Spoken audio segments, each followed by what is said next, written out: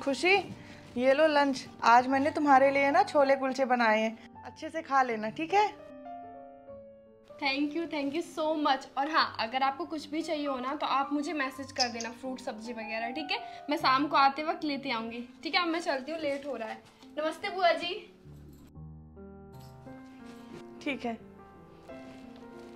बाबू बेटा इधर आ 1 मिनट। जी बुआ जी, अभी आई।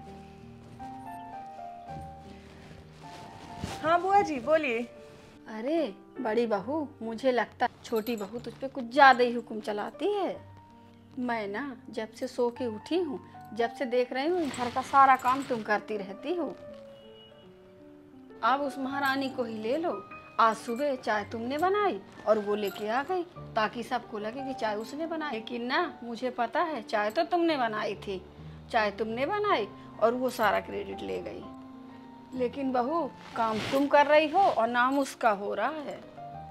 नहीं बुआ जी, ऐसी कोई बात नहीं है, आपको कोई गलतफहमी हो रही है। अरे बहू, तू बहुत भोली है, तू ऐसी चालाक चतुर लड़कियों को नहीं जानती। और बहू, मैं ना इन जैसी लड़कियों को अच्छे से समझती हूँ। बुआ जी, आपको खुशी का चाय देना दिख गया, लेकिन आपको ये नहीं दिखा कि खुशी सबके साथ बैठ के मुझे चाय पिलाई है। पता है क्यों? क्योंकि मैं काम के चक्कर में ना चाय पीना भूल जाती हूँ और मेरी चाय ठंडी हो जाती है। आपको पता है बुआ जी, खुशी ना सुबह 5 बजे उठती है और सबसे पहले उठ के मंदिर साफ करती है और फिर रात के जो बचे हुए बर्तन रहते हैं ना, वो भी साफ करती है। और इतना भी नहीं, अगर किचन का कोई भी सामान ख़त्म हो जाता है ना तो ऑफिस से आते वक्त वो सामान भी लाती है, क्योंकि कई बार ऐसा हो जाता है कि हिमांशु और अमित ऑफिस से लेट आते हैं तो खुशी ना कभी मना नहीं करती कोई काम के लिए। ऑफिस में ना पूरे दिन मेहनत करती है और वहाँ से आने के बाद भी ना किचन में मेरे साथ हाथ बटाती है। अब और वो कर भी क्या सकती है, बस इतने में ही वो थक जाती है। और बुआ जी, वो मेरी देवरानी नहीं, मेरी छोटी बहन जैसी है और मैं उसे नहीं समझूंगी तो उसे कौन समझेगा। पर खैर बुआ जी, ये बातें आप छोड़िए, आप बताइए मैं आपके लिए क्या बना दूं? नहीं, मुझे कुछ नहीं चाहिए। यहाँ किसी के लिए अच्छा भी सोचो, ये सब सोचना भी पाप है। मेरी छोटी बहन जैसी है।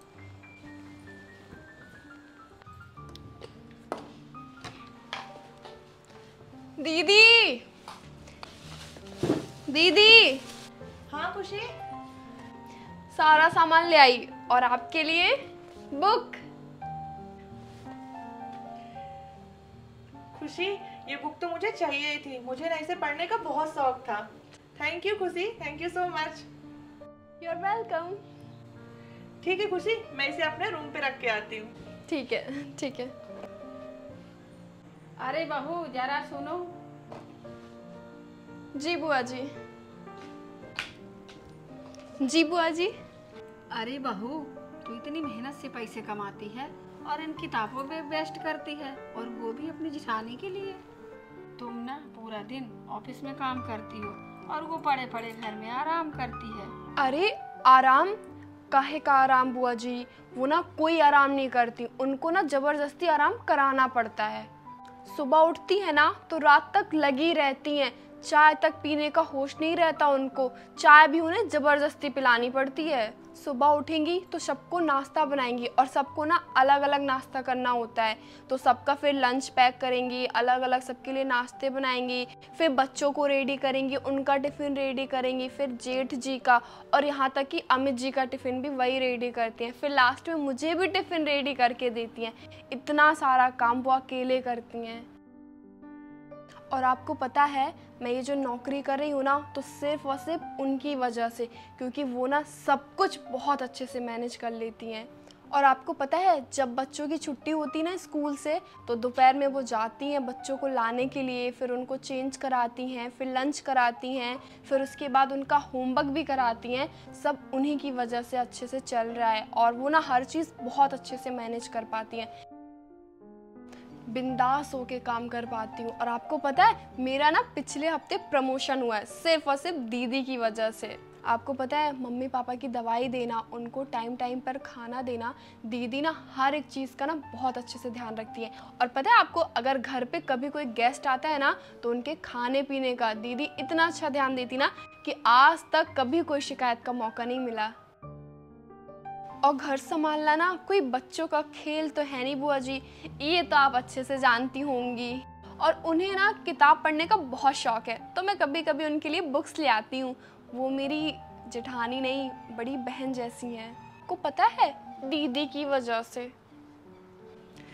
वो क्या है ना बुआ जी, हम दोनों ना सगी बहन जैसी हैं। और खुशी, मुझे तो लगता है हम दोनों उससे भी ज़्यादा हैं।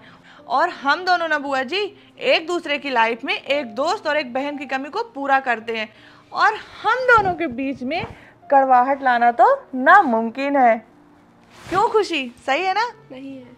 और पता है बुआ जी, कुछ हमारे रिश्तेदार ऐसे हैं ना जो हमारे पीठ पीछे हम दोनों को भिड़काने की कोशिश करते हैं, लेकिन हम दोनों को ना कोई फर्क नहीं पड़ता है, बल्कि हम दोनों उन्हें उल्टा ऐसा जवाब दे देते हैं कि उनकी मुंह की तो बोलती ही बंद हो जाती है। क्यों बुआ जी, मैंने ठीक कहा ना? है ना, तुम लोगों को एक बात बताना भूल गई थी। कल सुबह की मेरी टिकट है, कल सुबह मुझे जाना है। अरे बुआ जी, आप तो एक हफ्ते बाद जाने वाली थी ना? अरे वो मुझे इमरजेंसी काम आ गया तो मुझे जाना है, मुझे पैकिंग करनी है, मैं जा रही हूँ पैकिंग। बुआ जी तो भागदड़ थी।